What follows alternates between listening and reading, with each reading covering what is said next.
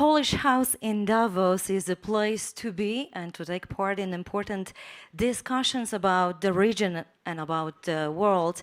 Therefore, I'm very pleased to announce the next discussion panel, which will be preceded by a keynote speech by Polish Minister of Finance, Ms. Magdalena Rzeczkowska. Please welcome warmly Ms. Magdalena Rzeczkowska.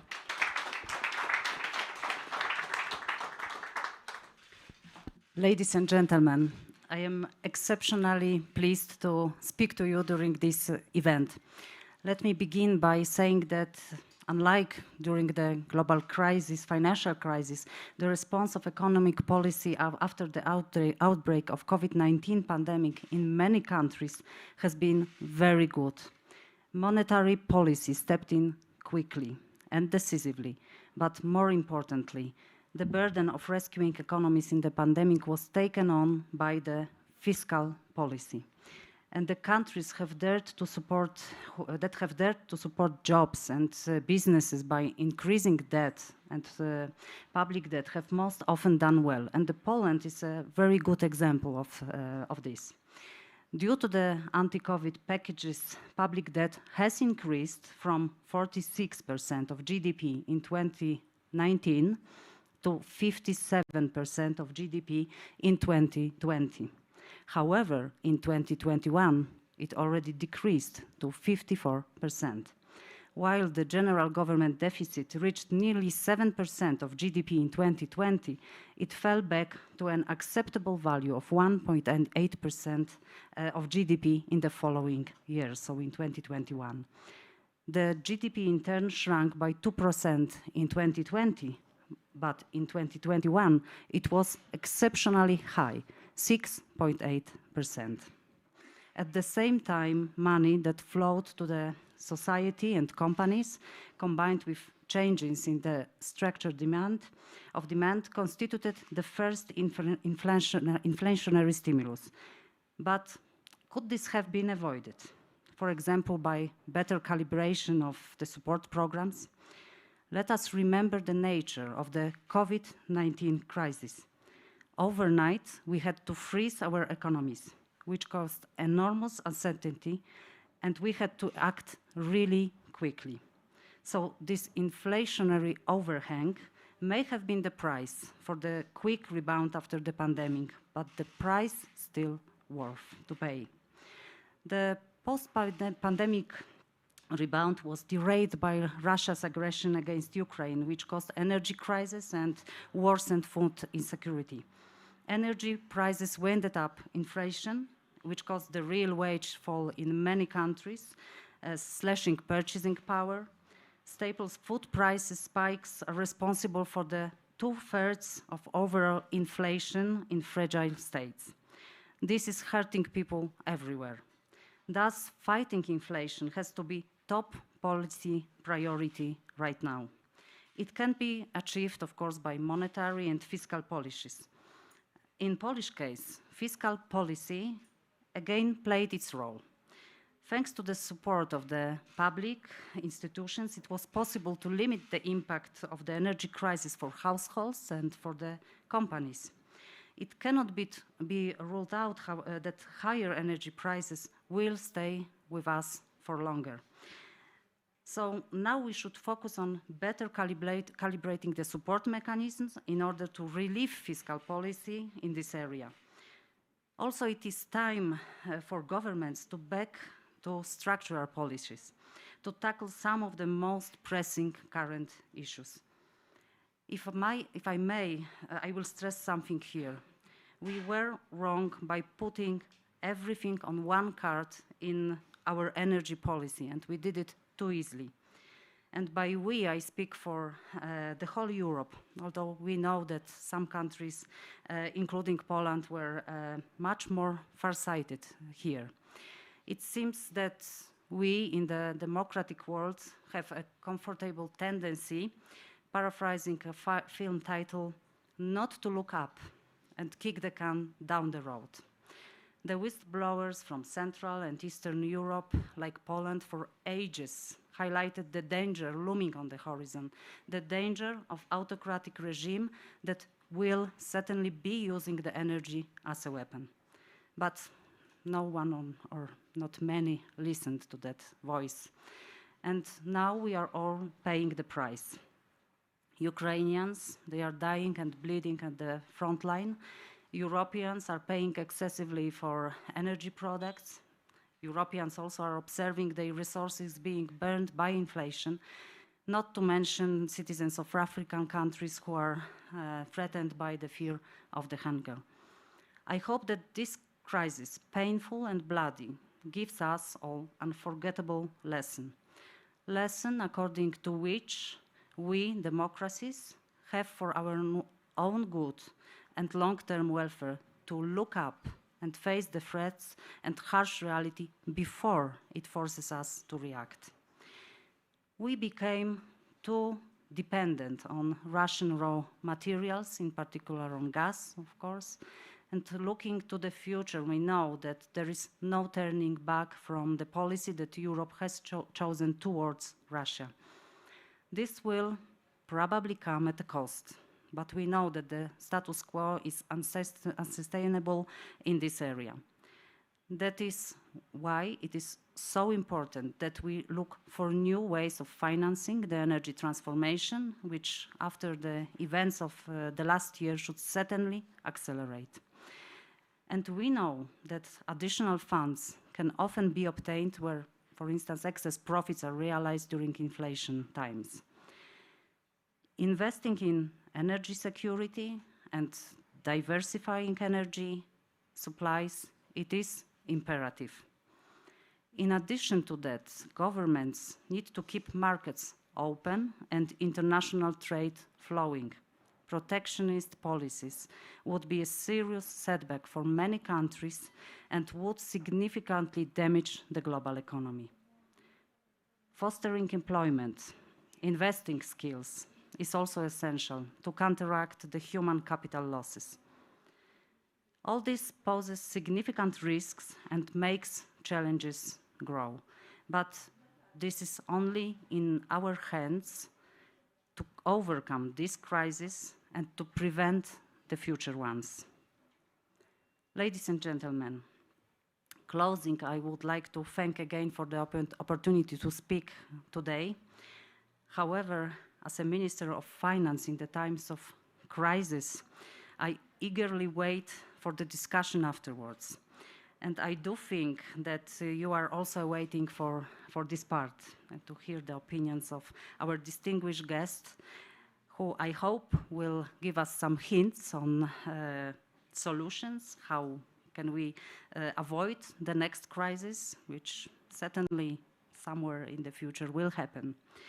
And I also hope that this crisis, as I said, which is painful and bloody, and it will be for us an unforgettable lesson, and that lesson that we, like-minded countries, have to be more pragmatic, have to leave our comfort zone earlier, and that doing business with autocratic regimes in long term always backfires.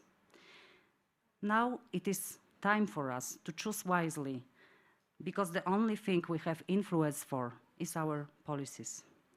And if we choose to undertake the right set of policies, we will certainly increase our chances for success. Thank you very much. We are ready, so without further ado, let me introduce our outstanding speakers. Ms. Magdalena Rzeczkowska, please welcome back to our stage. Mr. Martin Wolf, Financial Times. Professor Raghuram Rajan, University of Chicago. Professor Marcin Piątkowski, Professor of Economics at Kozminski University and lead economist at the World Bank in Washington, D.C. Thank you so much and welcome to everyone. Big thanks to our Poland's Minister of Finance for a great speech. I attentively listened in all the parts, and I think we could all agree on on the fact that we have to do our homework in terms of paying attention to how we work with autocratic economies around the world and how we prevent another crisis.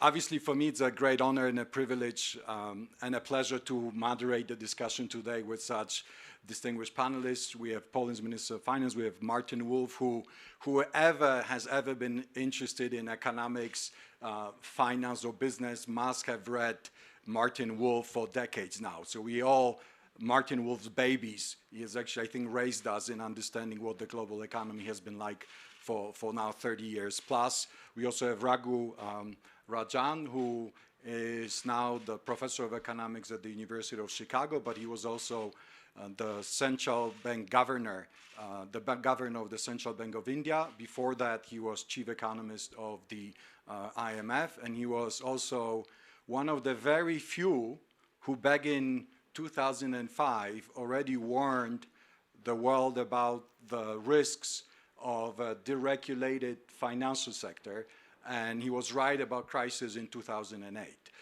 For those of you that have seen the blockbuster movie Inside Job, you might know Raghu pretty well.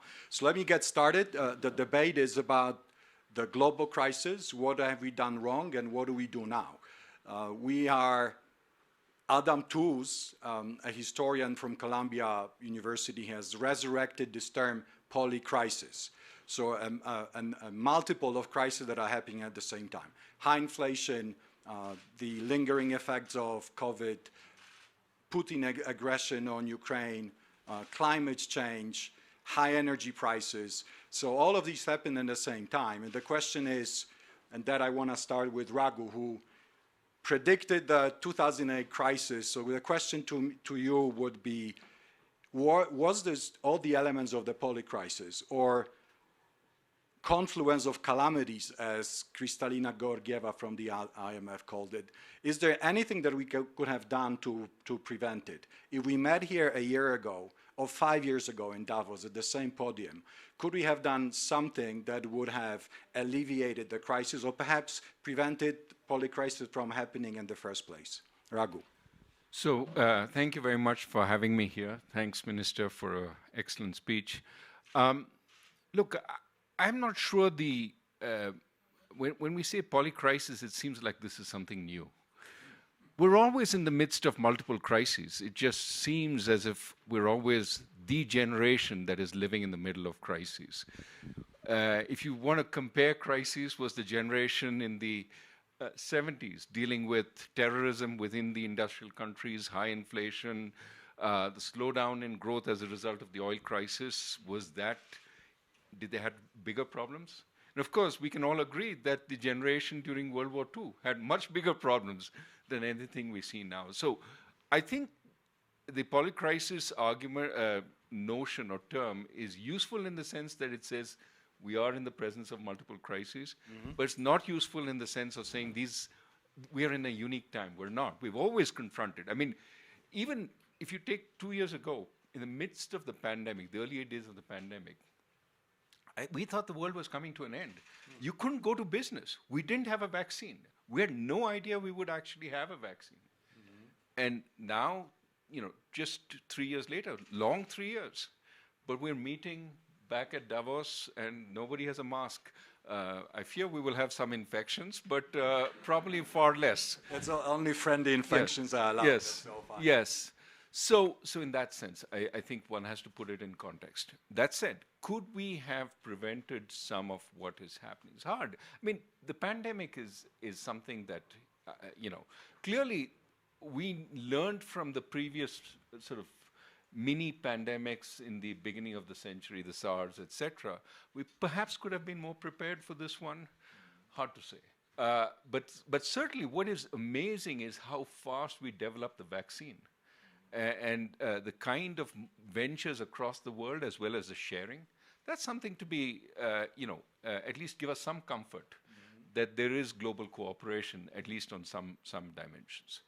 The war, you know as well as I do that perhaps a war created by isolation in one man's mind and the effects of that, could that have been prevented? Look, so I think it's better to, rather than asking the question of prevention, what do we need going forward to make this becoming, preventing this from becoming much worse? And there I think the real issue is we are seeing sort of the language turn into a total breakdown in cooperation. In Washington, there is so much apprehension of the rise in China on both sides of the aisle. And so my sense is, you know, I like the fact that there was a meeting between President Biden and President Xi, but we need far more lower level sort of dialogue. Because if you're talking, then there's a chance that you will not fight as much. And for sure, I think as the minister said, strategic dependence on another country in ways that they can completely have leverage over you is a problem. And I think countries have been made fully aware of that. They're dealing with that. But I think, you know, total independence from a potential strategic rival will just make conflict worse. You have to find the minimum basis for cooperation. And there's so many things we can cooperate on. So I'll stop because I've been going on too long. Mm-hmm. We need to find that basis. Is it on food? Is it on clean energy? Are there ways we can talk and do more together? Why should we become protectionist on clean energy? Unfortunately, we're not making a distinction between clean energy, which doesn't have so much of a security impact, and chips, which has so much more of a security impact. We're becoming protectionist on both. That, to my mind, is a problem we should solve. Good points. Let me turn to Martin. Do you think that we could have predicted all these crises? I mean, no, there's a lot of people now out there who are smart exposed, and they tell us we all knew it was coming. We could have done something about it, and everyone's smart now. If we met in January 2019, Martin, do you think we had any inklings that these crises might be happening in the future, or is it that we were all surprised when it happened? So I agree largely with Raghu, so I'm going to try and frame it a different way. It's a problem, we mostly do. Anybody who says that they could have reasonably predicted the events after the meeting in 2019, which I attended, I just don't believe it. It would have been impossible. It's absurd. The way I think about these crises, and I've used the word polycrisis once, I don't intend to use it again, it's quite a nice way of thinking. I disagree a little with Raghu in the following sense, and it will link, which is we've had this frequently before, but we haven't had it always before. There are periods of relative peace and stability, and there are periods of chaos, and periods of chaos do tend to go together. And I think that's part of what we're going, and I'll come to that in a second. So I remember the 70s incredibly well. I worked at the World Bank then through the crisis. There are advantages to being very old, though I won't go into the consequences of reading my columns for 30 years, not quite, thank heavens. So the point is, I distinguish shocks of this kind into two categories. This is very rough and ready. Predictable shocks whose timing is completely unpredictable. And that pandemics are the perfect example. We absolutely know there will be pandemics. We know we don't know which pandemic they will be, which bug will get out, and how it will kill us, how bad it will be. By the way, this pandemic was unbelievably mild. And I've written about that. I won't just compare it with the Spanish flu. It was about 1/10 as significant, and not just because of the vaccine. So we know pandemics will happen, and there will be more of them. You know, William S. McNeill, who's I think the greatest historian I've read, who was at Chicago University, said that humanity has two great enemies, and two only: microparasites and macroparasites. And we're talking about, and I wrote a column about this, the microparasites are bugs. And as far as the bugs are concerned, we are food. And the point is, they have quadrillions of them, and they will never go away. Never. So they're going to get us from time to time, sometimes badly. And the macroparasites are, of course, us. Now, don't include Martin, everyone here. That's, of course, not including you, I mean us collectively. So the fact that COVID happened then, that was a random event. It could have been another disease. It could have been a much worse or better. And by the way, we've had about 5 or 6 significant nascent pandemics just in the last 40 years, starting with AIDS. But then there are crises created by us, and they fall into 2 categories. Policy mistakes. I don't think policy mistakes have been central in this story, certainly not compared with the financial crisis. It was clearly massive policy mistakes, and Raghu was one of the geniuses who told us this. And I didn't realize how significant it was till a bit later, so I respect and admire his analysis. But the policy mistakes were here. We can go into that in detail. I think some of the monetary and fiscal policy decisions made by major countries after the war, after the COVID, were somewhat mistaken. But that's not the heart of it. That's not the heart of it. The really big thing is that once COVID was unleashed, we responded very effectively economically and in terms of dealing with the vaccines. It left economic consequences which were really hard to predict, and they caused disruption which was almost certain. Once you have something like that. So the disruption to the supply chain, all that was sort of baked in. And I can't imagine any set of policies which would have avoided all that. But I mean, it could have reduced it a bit. I can go into a big discussion, but I don't think we could have avoided all that. Because running our economies on the chance that this will be the year when we have a pandemic, and it will be this sort of pandemic, and it means we need zillions of masks. It's not the way a society is going to work. It's too expensive to prepare for everything like that. So I don't think these are huge mistakes. And I think the handling of COVID and the post-COVID economic recovery has actually been extraordinarily good. We can argue about it. Now, there's one area which I'll conclude with, and that fits with what the finance minister says. We have been building up over a fairly lengthy period, and this links with what she said, with what Raghu said, to major global geopolitical breakdowns. Those are endogenous to the world system. Defining them as a mistake is, I think, too facile. They are to some degree inevitable, and the Putin war is one aspect of that. Lunatics are also, alas, not inevitable, not exactly unlikely. That's a frightening thing. But we can handle those sorts of breakdowns and disruptions better than we have done and are doing. And what Raghu said on that is clearly correct. So my basic answer to you is there have been very powerful forces at work. We couldn't really have controlled them. We could have handled them maybe a bit better. In some cases, macro, the disease, though the vaccine was a miracle. But the geopolitics terrifies the wits out of me, and I think we've only started that. The Ukraine war is horrendous, but it actually isn't the worst that can happen. All right, let me go back to those predictions. A late behavioral economist, Amos Tversky, once said, I like this quote a lot, that people can perfectly well explain what they could not predict the day before. And I think it's a lot about the, call them macro parasites. I don't know on here. But I think it's really talks a lot about those that argue that we actually knew that it was coming. But I want to now go to Poland's Minister of Finance. I listened to your keynote, and you said that the increase in inflation was worth it as a cost of saving the Polish economy. But in retrospect, a lot of people are saying, we've done it wrong, we should have done it in a different way.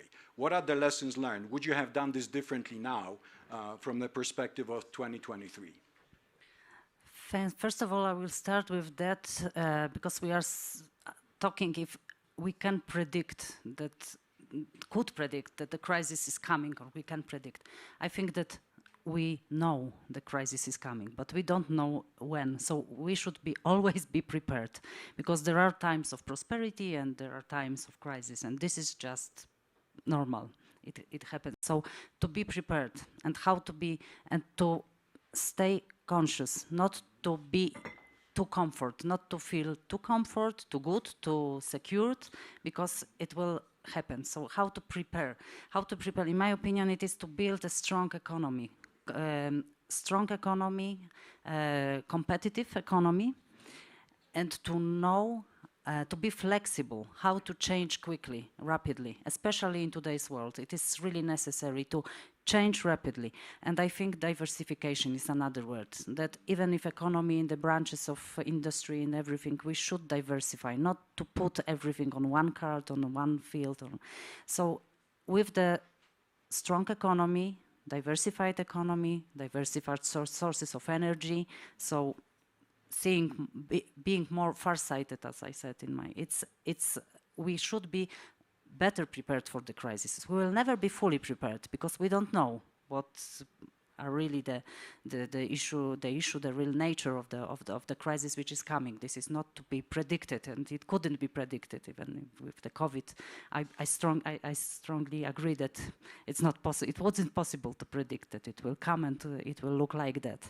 So the strong economy, diversified economy, and the buffers for the uncertain times.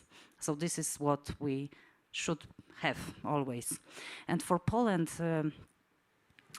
the reaction for the pandemic, for the COVID, it was like in all other countries, that we did everything to keep the economy working, the businesses working, or if they couldn't work, to survive, to keep the labor market, labor places, workplaces.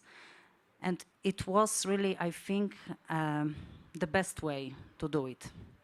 This is not the best way for the war in Ukraine, for the energy crisis, but it was the best way for the pandemic. And also the numbers in Poland shows that it was a good way to choose, because of course the economy slowed down in 2020, but the rebound was very quick afterwards, because the economy, the businesses, they were ready to start working just when the pandemic, the lockdowns were cancelled.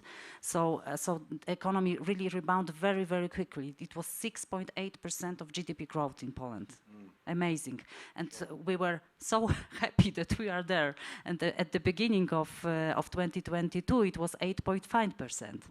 But then the war in Ukraine happened. And of course, we came into 2022 with a bit higher inflation because of the reaction to the pandemic, but not only this caused this. This was the effect of the pandemic in general. So the supply chains, distractions, the cost of transportation, everything, and the first increases in the energy prices. So this happened. This caused the inflation, but we entered the 2020, the wartime, the energy crisis time, with the biggest growth, with some buffers because of the ceiling of the tax system, and also with the higher inflation, but with the strong feeling that what we have to do is to keep the economy growing. It will slow down. It is slowing down. But to help companies, to help, of course, people, households, to survive the difficult times, and to prepare for the winter, for the energy needs, to be the strong voice for diversification, for energy security, for cutting off Russia from their money, and to help Ukrainians to win the war. Because for us it is the most essential to keep the democratic values, to live in a free world, and I strongly also agree with that the dialogue is essential always, and that protectionism, which we see, it's not a good way forward. Good. So I hear you that you think that our fiscal response was broadly correct, and if we were hit by another epidemic, you would probably do the same again. But you rightly said that the obvious price we're paying is high inflation, and I think a lot of people would say that it's now possibly the #1 global problem. Can I actually ask the audience, is inflation, raise your hand for those who believe that inflation is the #1 global problem, or among the top 3 global problems? Okay, so it's not #1. Now we're getting a quick poll. So let me turn to Raghu then, as a former chief economist of the IMF and also the governor of the Central Bank of India. So what happened with inflation? Could we have dealt with it differently on a fiscal and a monetary side? What have we done wrong, and what do we do now? Well, You need your mic, I think. I think very quickly, because we can spend the next few hours talking about inflation. Very quickly, I mean, I think the big issue was central banks were primed for low inflation in many ways, whether they're instruments, their new frameworks, even their specific policies. And to some extent, that was beneficial in the early days of COVID because it permitted a fiscal response, which didn't have to worry too much about the markets. We're seeing the markets react with the with the UK announcements recently. But they didn't react to the massive fiscal response to the pandemic. And we can, again, debate why that was the case. But a small part, maybe a bigger part, was played by the central banks, basically saying we're going in to buy bonds. The Fed came in a massive way in 2020 early for a variety of reasons, but it resumed QE in an extremely big way, and that kept the bond markets quiet. Now, I'm not saying the bond markets in the US would have reacted, but across industrial countries, but even in countries like India, Indonesia, central banks came into place. So that was cooperation which was beneficial. The problem, of course, to some extent, was a lot of the fiscal responses were less targeted than they could have been. And then initially, that was inevitable. You're going in to deal with a pandemic. Targeting is very hard. But round 2, round 3 were much less targeted. And part of what is going on, I believe, is that the politics in many industrial countries now resembles the politics of emerging markets. Very little consensus on the direction forward, very little trust between parties. And therefore, if you want to get something big done, there has to be something for everyone. It's no longer targeted policies, it's universal policies. Some for my blokes, some for your blokes. And that's the way we get consensus. So I think spending has been higher than it could have been, maybe not in the early stage of the pandemic, but as it prolonged. And of course, central banks were passive at that time, partly because they had been dealing with low inflation. Inflation came up, initially transitory, but by November in 2021, the Fed had recognized this is not transitory. In fact, that word was retired at that point. So between 2021 November and March 2022, the Fed was still on pause. Then it accelerated. So, you could debate, did 6 months, 6 months make a big difference? Maybe it did, maybe it didn't. But I think the combination of all these, and then Putin's war on top of that, created the conditions for high inflation. I think central banks now are fully committed to bringing it down. And of course, we can debate how successful they will be in a soft landing. I am much more skeptical at this point that will be possible. But they're on the job. The question is, could anything have been done and what I think really happened is we had a regime change. From a regime of low inflation we've come back into the regime of high inflation. And, systems don't change quickly across regime changes. In fact, the regime changed from a regime combating high inflation to a regime trying to push inflation up. And a system which was trying to push inflation up. Now we have a system which is now reacting to the high inflation, but it'll take time for it to gain full credibility. So let me just a quick question. You're saying that the central banks were roughly right. They might have been a little bit late with reacting to inflation, particularly Fed and others. You said 6 or 8 months. But otherwise, you think that they've broadly been correct in how they handled the pandemic? I think they were constrained by their frameworks. The Fed had moved from a framework where they said, the first sight of inflation, I react. That was the old mantra. When you stare inflation in the eyeball, it's too late. Yes. That had been thrown out of the window. Now it was, I need inflation to be sustainable. Right? That was the new mantra, which means you had to stare it in the eyeballs and continue staring at it. And then when you were convinced that it would stay for the longer term, you start acting. That framework, plus the fact that QE was on, you couldn't raise interest rates before QE ended. That was the policy tool in some sense in QE. that it gave a sense to the public that rates would stay low till QE ended. That held back the Fed, that has held back the ECB also. So they were constrained by their frameworks. I think within their frameworks, within the policy tools, they did a reasonable job. I mean, nobody has perfect foresight, but they did a reasonable job. Martin, what would you do now? If you were the central bank governor now, you can choose your country. I don't know if you want to choose UK, but Fed or ECB or UK or anywhere else. What kind of a policy would you I know I shouldn't do this, but I'm going to do anyway. I wanted to comment on almost everything that's been said because they're very, very, very, very important points. I just want to make one point which relates to what the minister said, because it's really important in understanding the limits of preparation.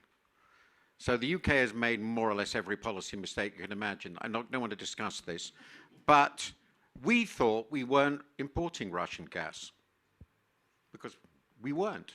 We didn't have contracts with them. We didn't rely on them. We were relying on Norway. But believe it or not, the world market for gas, and even the European market for gas, it's not perfectly integrated, much less than oil, where it really is integrated. But we ended up hit by the price effect of the Ukraine-Russia war, just like everybody else. The point I'm making is in integrated world economy, you don't protect yourself necessarily just by not doing business with somebody if it's an integrated world market. And this is the reason this is important. And it affects everything, food, health supplies and so forth. Let's suppose we'd arranged a wonderful contracts for importing masks from non-China. Actually, that wouldn't be stupid. Well, that was also a global market, and we wouldn't necessarily have got what we contracted for. And there's very high costs for not doing. So don't think, I'm sure the minister, it isn't easy to insulate yourself. And of course, you can insulate yourself, you can become North Korea, but the costs of that are, put it mildly, high. So let's be very careful about this mantra of resilience. So in this way, so flexibility is important and fiscal capacity is important. And so this is an important issue now, but we had it when we needed it. Now, that gets to the really important question of, because it links to what should be done now, but it's not the same thing. I don't think the mistakes made by the central banks or the fiscal policy makers were massive. And in the sense that under uncertainty, multiple uncertainties, these were not unreasonable decisions. And I'm pretty comfortable because I wrote a column in May 2020 saying inflation was a danger, and I think it was the first thing. And I was extremely critical of the new frameworks because they were nonsense. I mean, that's just nonsense. In both central banks, the ECB and the Fed in particular, made frameworks for monetary policy which were irresponsible. And thirdly, I agreed completely with Larry Summers, that the fiscal policy of the Biden administration, which was when recovery had begun, it was clear vaccines were going to work, and that was the biggest fiscal event by far. Nobody else has done anything like that after COVID was over, was a pretty serious risk. So I'm very comfortable. Even so, COVID was a warlike situation. You couldn't target it. It had to be fiscal and monetary response because that's what you do in a war. The question is how you get out of it. They were probably about 8 months too late. That might have made a difference, but if you've got the Ukraine war and a massive energy shock, and you don't understand how your labor market is going to work when you come out of this, and you don't know how supply chains are going to work, it's tough to blame the central banks. So this is really important. And I'm comfortable because I said I thought they were got them things wrong. Now, what do they do now? Well, it's very, very hard. Because the first question they have to ask themselves is, which mistake do you err on? Do you risk, what's the biggest danger? That inflation is allowed to endure well above your target? Or should we set 3.5% because the cost of doing something else? That's a big question. And how big a recession are you prepared to risk? That's really hard politically, and they're going to be very isolated whatever they do. I think, but then I'm me, that they have to get inflation back down, and the consequences of that socially and politically worry me. really worry me. So I could be wrong. That's a big question. And they have, I think, decided that's what they want to do. And the second thing I would say is, given the uncertainty of the world economy and my suspicion that the markets and everywhere else are far too optimistic about what's now going to happen, which I think is where Raghu is, the chances are they're going to have to be pretty tough. And I think they will be. I think that my reading of my conversations with the Fed and with the ECB is that they really, really, really don't want to go down in history as Arthur Burns Mark II. And therefore my betting will be... The head of the Fed in the in 1970s. In 1970s, who started all this. My betting is they will cling on to tight policy longer than you think, and the recession's result will be deeper than people think. And I sort of think that's probably the right thing to do if you have to err on one side or the other. And I think Raghu is saying that. But it could be wrong, because where they are now, particularly given the role of supply shocks in all this and the unforeseeable consequences of the war and all the rest of it, it could turn out to be a very serious mistake. And in far from worrying 2 years or 3 years from now that we have very high inflation and all the inflation is back, actually what we've succeeded is shocking ourselves back into 2015. And I don't think that's a zero probability risk, far from it. And they know this, but I think they are in a terrible situation. Yes, Raghu. Can I just add, first, I think Martin and I are on the same page on so many of these things. So it may seem we disagree, but I think we're on the same page. On the issue of risks, I totally agree that the problem the central banks have is the earliest sign of pausing, markets react and celebrate, and that frightens the hell out of central banks, because it seems that that means consumption is going to come back strongly. But I think there are three cliff effects they have to worry about. One is people aren't firing workers because they found it hard to hire them in the first place. If you see some labor market slack opening up, could it be small, or will a small labor market slack prompt a much bigger labor market slack once people find, oh, it's easy to fire because I can hire? And that would be one cliff effect. The second cliff effect in the US is housing. You're seeing house sales go down, but not house prices. One reason sales are going down is people don't want to sell because they can't buy. 7% mortgage rates, I have a 3% mortgage, I can't afford the 7% mortgage rate, so I'm not going to sell my house. When are you forced to sell? You're forced to sell when you lose your job. So the first effect, if job losses pick up and are significant, will cause the second effect, which is house prices may start plummeting. And that causes the potential third effect. If house prices start plummeting, asset prices start falling, then you have the potential leakage into the financial sector. Today, you talk to anybody in the financial sector, they don't know where the problems are. They know there's higher leverage, they know that's susceptible to interest rates. But during the pandemic, a silver lining was that firms pushed out the maturity of their debt quite a bit. So a lot of firms are protected. Yes, the risky ones couldn't do it. We will see more bankruptcies, but it's not system threatening. Right. If you have significant house price declines, you have consumption falling off, you have firms starting to have problems, then you have financial problems. That would make a small recession a deep one.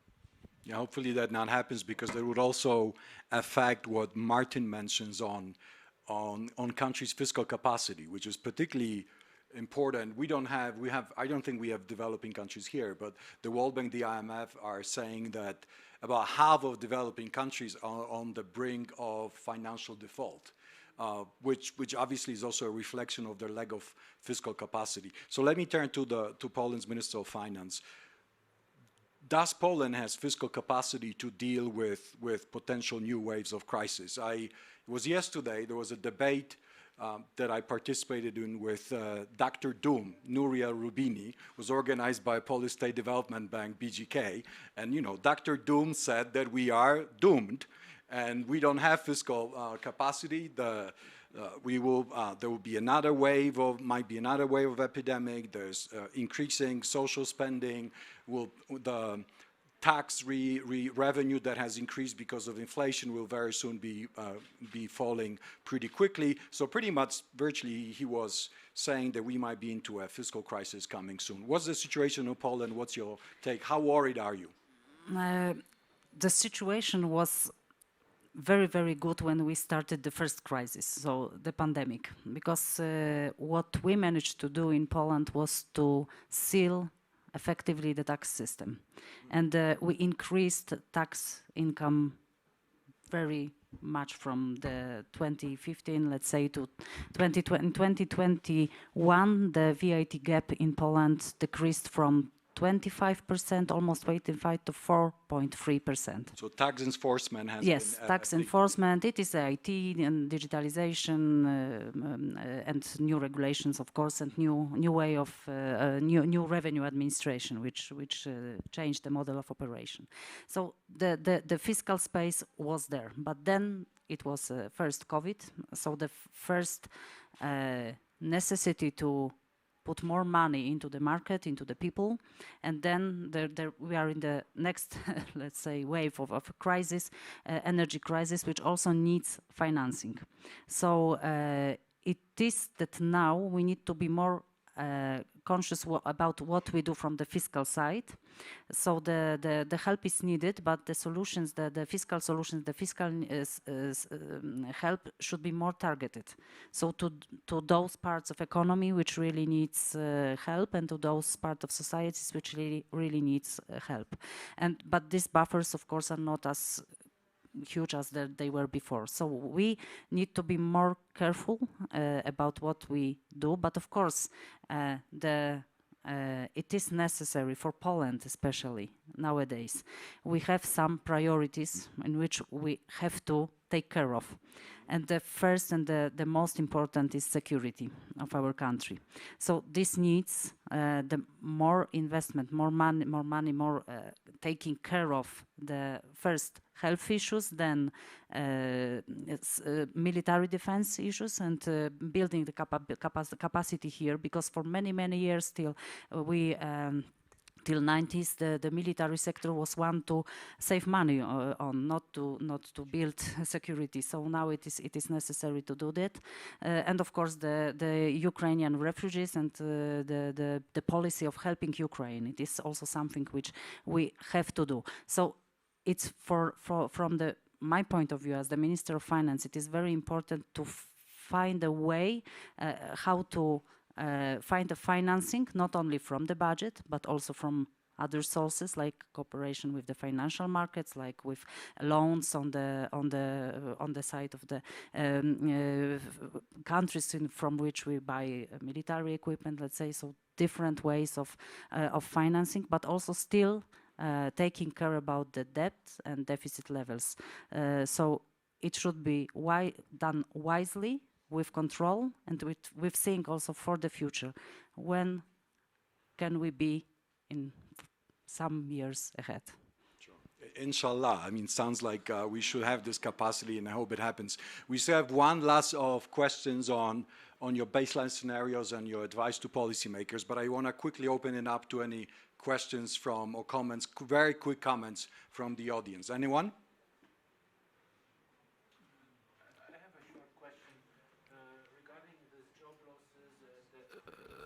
The question regards the job losses and the cliff effect on mortgages. Do you see signs of job losses in the US right now? We hear of some major companies laying off people. Well, yes, major companies are certainly in the tech sector, where they had pretty strong growth in employment, and they're taking the opportunity to rationalize at this point. I think when you look at the small and medium companies and you talk to some of them, they're basically saying we couldn't hire the people we wanted at that time. And so we're taking this opportunity to hire. So that may explain part of what we're seeing. That is, job growth is still quite positive, 200,000 in the last jobs report, but it's coming down. And this is where I think when the small and medium companies say, okay, growth is slowing, and maybe there's enough slack in the labor markets, we don't have to be so desperate about hiring, but we also can sort of clean out some of the hires that we did in tough times and who are not quite fitting the bill. Those hard choices will start getting made. Not yet. And this is why the Fed is going on and on. I think, I mean, this is an obvious point, that the Fed desperately wants to slow down the pace of rate increases. That gives it the time to see more of what has happened and then react accordingly. 50 basis points every meeting is going to make it, very high very soon. And then you almost surely will have been in the region of over-tightening. So I would suspect there's enough news thus far, that they would slow down to 25 and go that. Pausing is a much bigger issue for the Fed, because then, you see the financial market reaction and so on. 2 more questions, and then we have to go back. We only have 8 minutes left. Mr. Kwieciński. Thank you. 2 quick questions. First one, do you believe that this year will be the breakthrough for the inflation? So say that in the majority of countries, the inflation will start falling, and to which extent? So will it be significant slowdown of inflation, or it will be spread over 2, 3, or even 4 years? This is the first question. And the second one, do you believe in such an effect, that the current inflation and the economic crisis in fact is closing the gap between the developing countries and well-developed countries? Great question. One more question there. I'll one more question from Denzel. We go back. Yeah, thank you. Connection to your final question. What could be the impact for the global economy if Ukraine manages to win the war fast?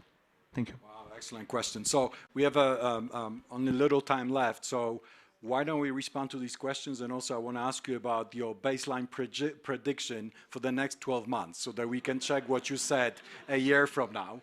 And then what are you most worried about, and what would be your advice to the policymakers? Let's start from Raghu, if I may. So I'll leave the first question, inflation predictions, to Martin. That's a good one. My 2 cents on it is we're already seeing it come down, but the last mile will be the hardest. Getting it down from 3.5 or 4 down to 2 will be really hard. And, we're seeing core inflation sort of a little resistant even in Europe at this point. On the second question, whether the EMs and the developing countries have it easier, the answer is absolutely not. They've had it much harder. And this is why I think you're seeing social frictions increase in EMs and developing. I mean, you see the elections in Latin America. They've thrown up more radical. I mean, Lula is a return to a understandable past, but look at Chile, look at Peru. I mean, there's radicalism afoot. And I would argue that this is partly because the lower middle class has had a terrible pandemic across the world. Yes, deaths have been lower. I do believe that deaths have not been counted equally across countries. And certainly in my country, India, I think there's a real question about what the actual deaths were. But I think the point, however, is the kind of support that has been given by governments, much less in many emerging markets and developing countries. And of course, inflation with food and fuel is hurting the lower middle classes and the poor especially strongly. Growth is well below what was the trend growth. The poorer you are, the further down it seems that you're below that. So in that sense, from every aspect, they've had a terrible last few years. And unfortunately, going forward, if the politics changes, it becomes much harder to reverse that. Last point, China was a big factor in the growth of developing countries and emerging markets. With Chinese growth slowing so much, that's another factor to consider, especially when you think about commodity-producing countries. Key point of advice to global policymakers for the next year. Well, I think there's so many bad things happening. You hope that hope. The expectations are so Pray, low. hope, and pray. The expectations are so low that we can only expect, almost only expect upsides. But I think any kind of dialogue, reducing the sense of conflict and increasing the possibility of continuing some of the relationships we had in the past would be, in my sense, a comfort, reducing some of the uncertainty. Martin, we're waiting for your prediction on inflation until January 2024. and your baseline Can scenario. I underline what Raghu said? I've written, my last two columns were not by accident on the problems of developing countries, particularly lower and lower middle income countries. The pandemic was massively worse for them on multiple dimensions, including its long-term effects on growth, mass poverty, death, and now they're facing, many of them, a huge debt problem. I'll come to that in a moment. In terms of inflation, barring another catastrophe, so assuming the world remains as it is, inflation is, I think, absolutely certain to fall, and the reason is base effects. Namely, we had massive spikes in energy prices, and even if they didn't fall, but they have, particularly gas prices, they contributed enormously to the inflation, directly and indirectly. Those will fall out of the indices, and therefore, as Raghu said, inflation is clearly going to fall a lot, barring some other catastrophe. And it would have to be an impressive one. I will tell you one. Okay, we have a war in the Middle East in which Iran drops massive quantities of bombs on the Saudi and Emirati oil fields. We're off to the races again. Leaving aside, so is that a zero possibility? Certainly not. So, talking about wild cards out there, and I'm not even going to talk about a war between the US and China over Taiwan. Fun. So, leave aside that, inflation will fall a lot. It will not fall all the way to 2% this year. My guess is that by this time next year, core inflation will be between 3 and 4% in the US and Europe. And that will not be low enough for the central banks, and they will be easing from their peaks, which we haven't reached, very slowly. And we will all be moaning about how weak the economies are and how the central bank screwed up. That will be my prediction. And somebody asked what will happen if the Ukraine war is won. Well, first of all, we will feel stupendous happiness and relief. But from the point of view of the global economy, much bigger question from the global economy would be, and I've stressed that, is what sort of Russia is left. Now, if this means Putin is overthrown and replaced by a set of decent, sane people, must exist somewhere there, then we're in a completely different and wonderful world. And it happened after the defeat in Afghanistan. That's a big factor in the 80s. I'm not hoping for that. But so I think it will be more an immense moral achievement, immense humanitarian achievement, an immense relief, but economically transformative, given that we've decided rightly to push Russia out of the world economy, and Russia is not going to change quickly. Assuming that, it wouldn't be so big, I think. Risk premium will fall a bit, but I don't know whether it will be dramatic economically. Mr. Minister, are we, Mrs. Minister of Finance, are we in safe hands fiscally for the next year? So when we meet again next year, will we all said that we've done well? Last minute. I think we are in a safe hands as far as fiscal issues in Poland are concerned. Of course, we have to be more conscious, as I said, and think through and keep to the priorities. But what I would like to say you asked about policymakers, what to say to them. So I would say that, first of all, do everything to end the war in Ukraine and to help Ukrainians win the war.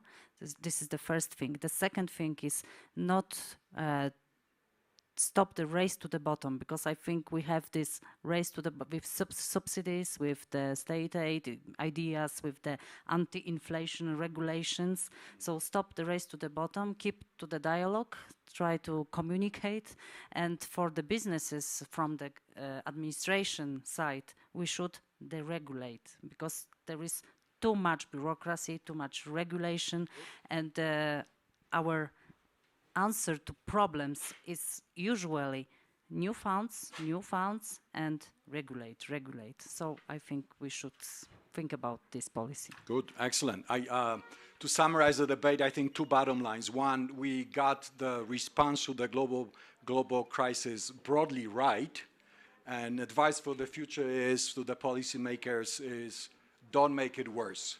Let's give a round of applause to our panelists. Thank you very much. Thank you to the audience. Thank you to the panelists. Thank you.